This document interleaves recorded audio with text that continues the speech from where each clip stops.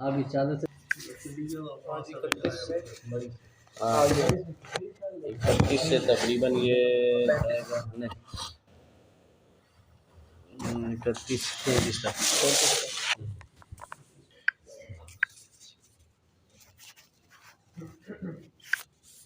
من الشیطان الرجیم بسم اللہ الرحمن الرحیم قد خسر الذين كذبوا بلقاء الله حتى إذا جاءتهم الساعة بغتة قالوا يا حسرتنا على ما فرطنا فيها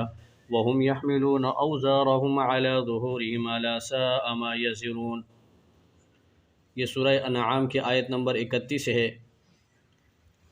اس سے پچھلی آیات کے اندر گزشتہ درس کے اندر یہ بتلایا گیا تھا کہ حضور نبی رحمت صلی اللہ علیہ وسلم سے اللہ نے کہا تھا کہ میرے محبوب صلی اللہ علیہ وسلم، اگر آپ ان منکرین اور مشرکین کی جو ہے اس حالت کو دیکھ پاتے جب یہ قیامت کے دن جہنم کے گڑھے کے کنارے کھڑے ہوں گے اور اللہ کے عذاب کو جب یہ دیکھ رہے ہوں گے تو اس وقت جو ہے ان کے پاس کوئی اور آپشن نہیں ہوگا سوائے اس کے کہ صرف جھوٹی آرزویں کریں گے۔ جس طرح دنیا کے اندر جو ہے جھوٹی آرزویں کرتے تھے یہود و نصارہ کہ جی جنت کے ٹھیکیدار تو ہم ہیں، جنت میں صرف یہود و نصارہ جائیں گے، اس کے علاوہ کوئی نہیں جائے گا، تو وہاں بھی ایک آرزو کریں گے، جھوٹی آرزو، یا لیتنا نرد ولا نکذب بآیات ربنا ونکون من المؤمنین، کاش کہ ہمیں دوبارہ دنیا میں لوٹا دیا جاتا اور ہم جا کر دنیا میں اللہ کی آیات کا انکار نہ کرتے اور ہم ایمان والوں میں اپنا نام شامل کر لیتے۔ تو اللہ نے فرمایا کہ یہ بدبخت جو ہے حقیقت میں ایسا نہیں کر رہے، بلکہ یہ وہ جھوٹ ہے جو دنیا کے اندر یہ بولتے رہے اور جس کو چھپاتے رہے۔ آج اللہ نے جب ان کے اوپر یہ جھوٹ ان کا ظاہر کر دیا، جس کو یہ جھوٹا کہتے تھے قیامت کے بارے میں، اور حضور صلی اللہ علیہ وسلم جب ان کو بتاتے تو یہ آگے سے مذاق کیا کرتے کہ یہ ایسا کب ہوگا کہ جی ہم مر جائیں گے، مٹی ہو جائیں گے، خاک میں مل جائیں گے، پھر اس کے بعد ہمیں دوبارہ زندہ کر کے اٹھایا جائے گا، یہ ناممکن باتیں، یہ صرف آپ جو ہے کہانی کس سے سناتے ہیں، اس طرح کی باتیں حضور سے کہتے۔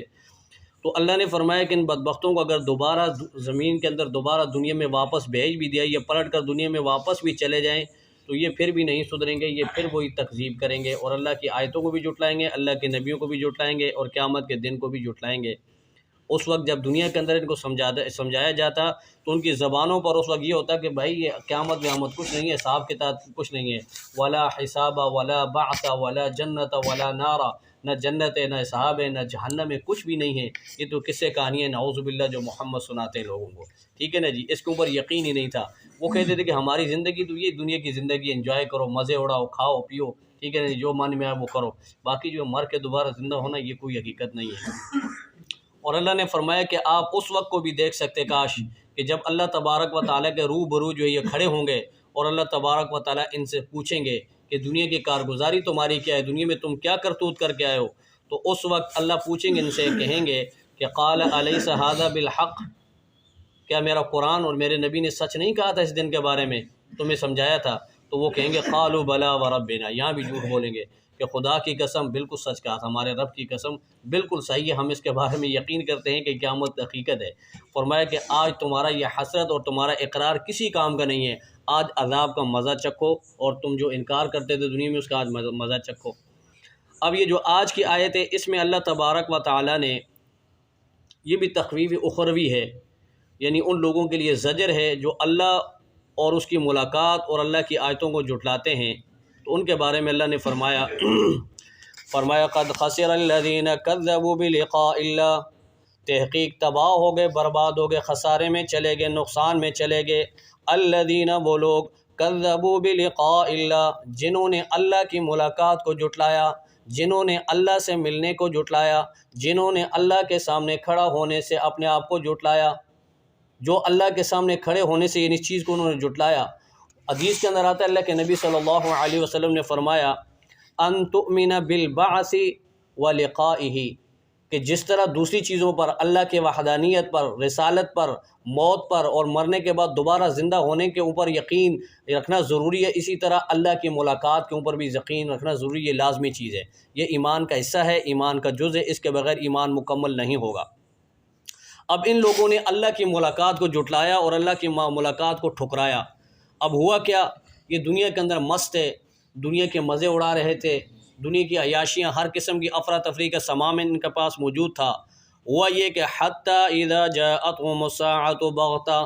اچانک ان کو آ کے موت نے پکڑ لیا، قیامت نے پکڑ لیا۔ ساعہ عربی زبان کے اندر قیامت کے متعلق بھی آتا ہے اور موت کے متعلق بھی آتا ہے۔ تو یوں سمجھیں کہ انسان پر دو قیامتیں برپا ہوتی ہیں، ایک قیامت صغریٰ ہے اور ایک قیامت کبریٰ ہے۔ قیامت صغریٰ موت کو کہتے ہیں، جیسے حضور علیہ الصلاۃ والسلام نے فرمایا من مات فقد قامت قیامتہ، کہ جو شخص مر گیا اس پر ایک قیامت قائم ہو گئی، یعنی قیامت صغریٰ اس پر قائم ہو گئی، اور بڑی قیامت جب اللہ تعالیٰ پوری کائنات کو فنا کر دیں گے، ختم کر دیں گے، پھر اس کے بعد جو ہے قیامت برپا ہوگی، وہ بڑی قیامت ہے۔ اور چھوٹی قیامت جو ہے وہ ہر انسان پر موت کی شکل میں آ جاتی ہے۔ جب اچانک ان کو پتہ بھی نہیں چلے گا اور یہ قیامت آ جائے گی، قالوا، پھر یہ کہیں گے یا حسرتنا علی ما فرطنا فیہا، ہمارے حال پر اور ہماری اس کوتاہی پر بڑا ہی افسوس ہے جو ہم نے اس بارے میں کیا، اس قیامت کے دن کو ہم نے جھٹلایا، اس قیامت کا ہم نے انکار کیا، اس کے بارے میں آج ہم جو ہے بڑی حسرت کے عالم میں وہ کہیں گے یا حسرتا، ہماری اس حالت پہ، ہماری اس کوتاہی پہ بڑا افسوس ہے۔ تو وہاں صرف حسرت کر سکیں گے، باقی ان کو کچھ بھی نہیں ملے گا، وہاں حسرت بھی ان کی بے سود ہوگی۔ حدیث کے اندر اللہ کے نبی صلی اللہ علیہ وسلم نے فرمایا کہ حسرت کا یہ عالم ہوگا کہ ایک شخص حسرت کے عالم میں اپنی انگلی منہ کے اندر ڈالے گا اور وہ انگلی کو چباتے چباتے چباتے پورا ہاتھ چبا جائے گا، اسے محسوس تک نہیں ہوگا۔ حسرت کا یہ عالم ہوگا۔ اور فرمایا کہ اتنا حسرت کے عالم میں آنسو بہائیں گے، چیخیں گے، چلائیں گے، لیکن اللہ تبارک و تعالیٰ کے ہاں اس وقت کوئی سنوائی نہیں ہوگی، اللہ کریم اس وقت کوئی ان کی بات نہیں سنیں گے، اللہ ان کی طرف بالکل جو ہے رحمت کی التفات نہیں کریں گے، اللہ کریم نظر رحمت نہیں کریں گے، اس لیے کہ وہ جو جہاں ہے وہ عمل کا جہاں نہیں ہے، وہ تو جزا اور سزا کا جہاں ہے۔ جو دنیا کے اندر کیا اس کا وہاں نتیجہ آپ کو ملے گا، اگر اعمال اچھے ہیں تو بدلے میں جنت، اگر اعمال برے ہیں تو بدلے میں جہنم ملے گی۔ تو اللہ کے نبی نے فرمایا کہ وہاں جب روئیں گے بندے، حدیث شریف کا مفہوم ہے، تو روتے روتے روتے ان کے آنکھوں کے آنسو ختم ہو جائیں گے، اور پھر وہ روئیں گے، اتنا روئیں گے کہ ان کی آنکھوں سے آنسوؤں کے بجائے خون آنا شروع ہوگا، وہ خون ختم ہو جائے گا، اور پھر خون ختم ہونے کے بعد آنکھوں میں زخم پڑ جائیں گے اور ان زخموں سے پیپ نکلنا شروع ہوگا اور وہ روتے رہیں گے۔ تو اللہ کے پاک پیغمبر صلی اللہ علیہ وسلم نے فرمایا کہ اگر ان تینوں چیزوں کے مجموعے کو اکٹھا کر لیا جائے تو یہ اتنا بڑا دریا بن جائے کہ جس میں کشتی آسانی سے چلے، ٹھیک ہے، اتنا روئیں گے، لیکن اللہ توجہ نہیں دیں گے، اللہ تبارک و تعالیٰ بالکل ان کی طرف التفات نہیں کریں گے، اس لیے کہ دنیا کے اندر جو ہے انہوں نے جو ہے اپنی جو عظیم اللہ تعالیٰ نے سرمایہ دیا زندگی کی شکل میں،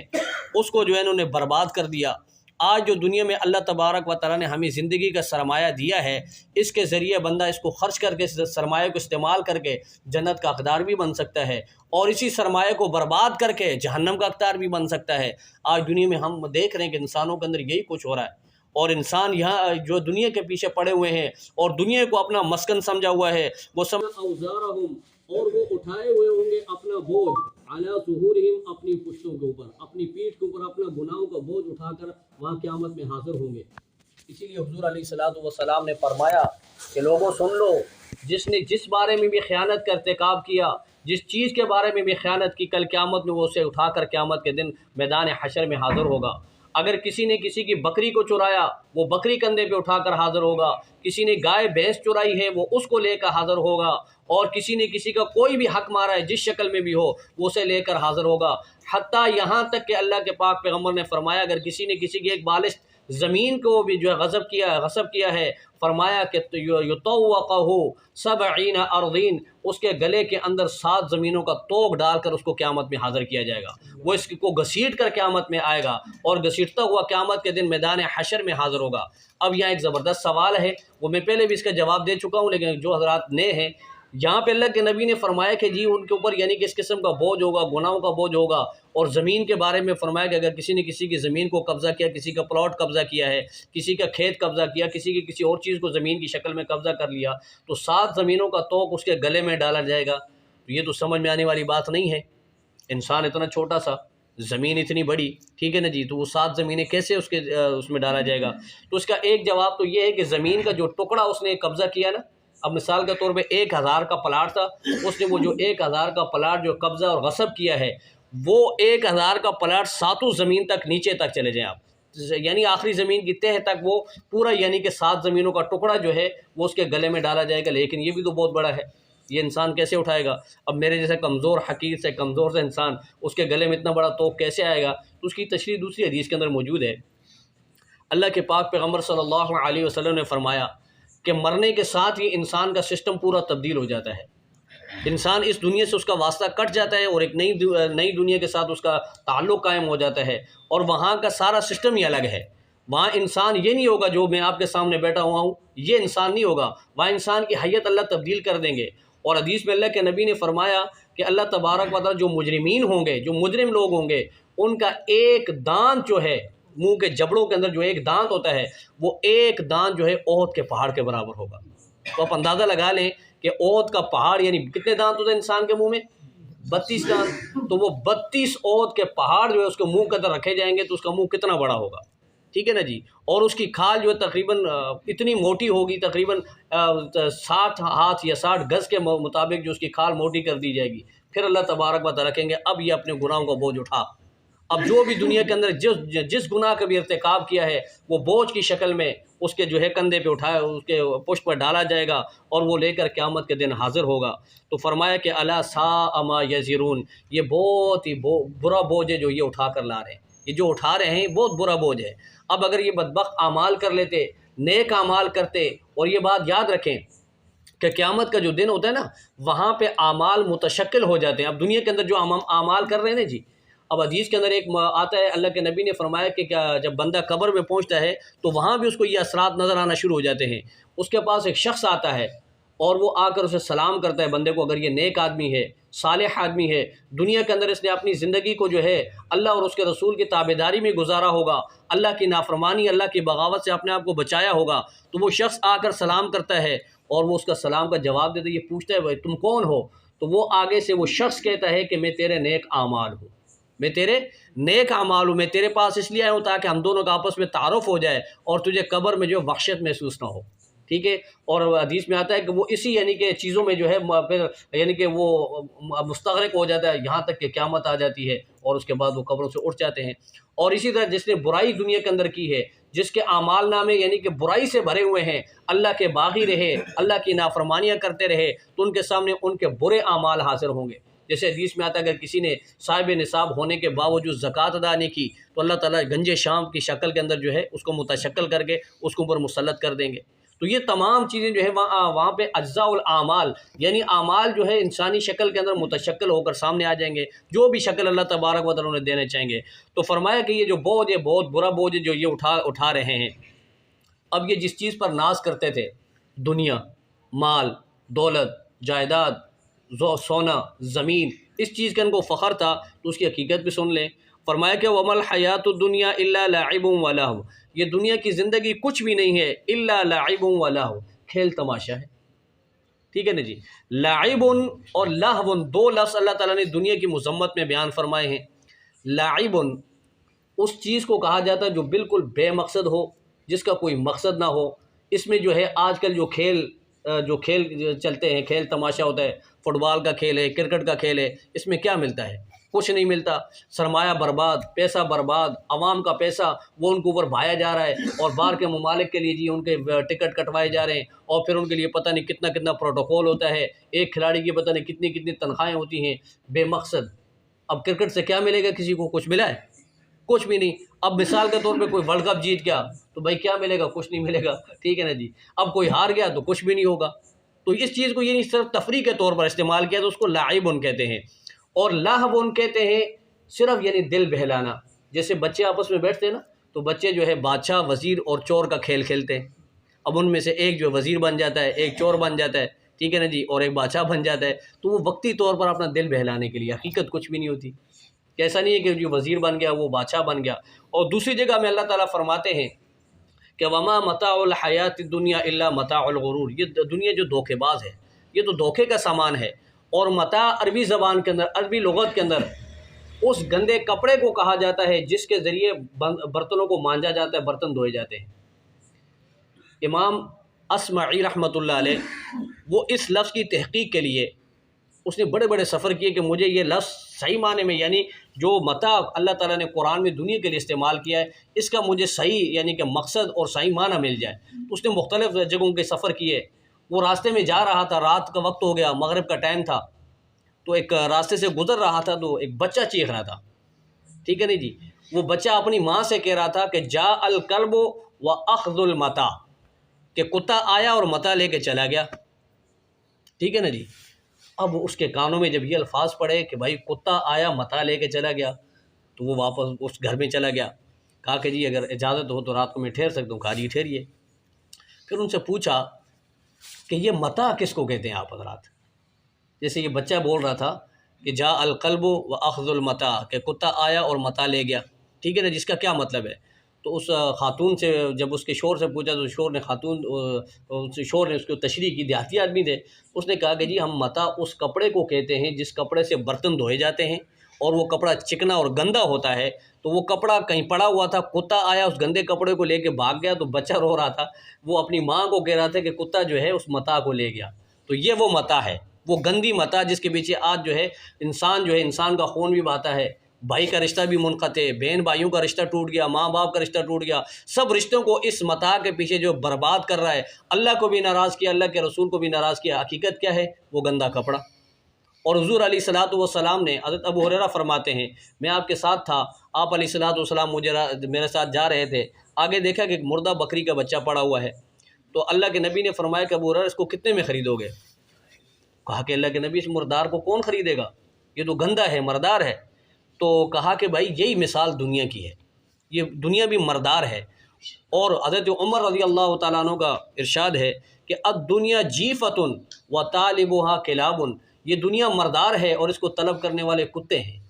ٹھیک ہے نا. اب یہاں پہ علماء نے ایک نقطہ لکھا ہے کہ حضرت عمر نے کتے کا ذکر کیوں کیا؟ کوا بھی تو مردار کھاتا ہے، چیل بھی تو کھاتی ہے، دوسرے یعنی کہ جانور بھی تو کھاتے ہیں، لیکن خصوصی طور پر کلاب کا ذکر کیوں کیا حضرت عمر نے؟ تو علماء نے اس کی وجہ یہ بتائی ہے کہ اس میں نقطہ یہ ہے کہ باقی جانوروں کے اندر جیسے کوا ہے، اگر وہ کسی مردار کو دیکھتا ہے تو وہ چیخ مارتا ہے، اپنے دوسرے ساتھیوں کو بھی بلاتا ہے تاکہ وہ بھی شریک ہو جائیں، سارے مل کے کھائیں. لیکن کتے کے اندر یہ خصلت ہے کہ جب وہ کسی جانور کو پڑا ہوا دیکھے گا، مردار کو، بیل ہے، گدھا ہے، حالانکہ وہ اس سے 10 گنا بڑا ہوتا ہے، اس کا پیٹ تھوڑے سے یعنی کہ اس سے بھر جائے گا گوشت سے، لیکن اس کے بعد وہ کھانے کے بعد پھر الگ جا کر پیٹ بھر کے الگ پیرا بھی دیتا ہے کہ کوئی دوسرا جانور اس کے قریب نہ آئے، اس کے قریب نہ آئے، وہ اس کو نہیں چھوڑتا. پھر یہ کتے کی خصلت ہے، اور یہی خصلت انسانوں کے اندر بھی ہے. اب کتنے بڑے بڑے سرمایہ دار لوگ ہیں، کتنے اللہ نے مال و دولت دیا ہوا ہے، یہ ہمارے جو اوپر جو مسلط وزراء کی شکل میں، اب ان کے پاس کیا کچھ نہیں ہے، لیکن پھر بھی وہ یہ نہیں چاہتے کہ کسی غریب کے منہ کے اندر ایک لقمہ چلا جائے، وہ اس لقمے کو بھی چھیننا چاہتے ہیں، اور لوگوں کے اوپر مختلف قسم کا مظالم کر کے کبھی کیا. اب اگر ان کو دین کی باتیں کرو تو وہ چڑھ جاتے، ان کی آنکھیں اتنی بڑی بڑی ہو جاتی ہے. ابھی سنا کہ کسی نے جو ہے سندھ کے اندر جو ہے اسمبلی کے اندر ایک بل پیش کیا. یہ مفتی جو ہے قاسم فخری تحریک لبیک کا آدمی ہے، اس نے بل پیش کیا کہ جی نماز کا وقت تو دیا جاتا ہے، لیکن اس کو اگر قانونی شکل دے دی جائے تو وہاں پر وہ شرابی کبابی سارے آپ کو پتہ ہے، ان کو تو ان چیزوں سے تعلق نہیں. انہوں نے کہا جی آپ یہاں دین کی باتیں نہ کریں، یہاں آپ مذہب کی باتیں نہ کریں. تو پھر وہ کافی غصے ہو گئے، اس نے کہا کہ جب مذہب کی باتیں نہ کریں تو تم بھی پھر اسلامی جمہوریہ پاکستان کی بات نہیں کرو نا، لوگوں کو کیوں دھوکہ دیتے ہو کہ اسلامی جمہوریہ پاکستان ہے اور یہاں پہ جو ہے مذہب کی بات یعنی پارلیمنٹ کے اندر نہیں ہوگی، اسمبلی کے اندر نہیں ہوگی. اور میں تو یہ کہہ رہا ہوں بھائی نماز کا وقت جو آپ دے رہے ہو اس کو قانون کی شکل بنا دو، قانون کا جز بنا دو. وہ اس کو کرنے کو تیار نہیں کہ جی نماز کی بات آپ یہاں نہ کریں، جس نے پڑھنی ہوگی پڑھیں گے، جس نے نہ پڑھنی ہو نہ پڑھیں. تو میں نے کہا، میں کہتا ہوں کہ اگر اسلامی حکومت ہوتی نا، یہ جو کہہ رہے ہیں کہ جس نے پڑھنی ہے پڑھ نہ پڑھیں، یہ سارے سنسار کیے جاتے ہیں، ان کو کوڑے لگتے. لیکن جی کہ جو اسلام کا راستہ یہی لوگ تو روک دیں، یہ وڈیرے جتنے بھی آپ دیکھیں، جتنے بھی انبیاء علیہ الصلوۃ والسلام کا اگر آپ دور دیکھیں گے، ان تمام ادوار کے اندر سب سے بڑی جو رکاوٹ حق اور سچ کے درمیان آئی ہے وہ یہ سرمایہ دار لوگ تھے. سرمایہ دار جو طبقہ تھا وہ انبیاء کے سامنے جو رکاوٹ تھا، انبیاء کا راستہ روکتا تھا اور حق کے راستے کو روکنے کی کوشش کرتا. تو فرمایا کہ یہ دنیا کی جو چکر ہے اس کے پیچھے پڑھ کر انہوں نے آخرت کو بلا دیا.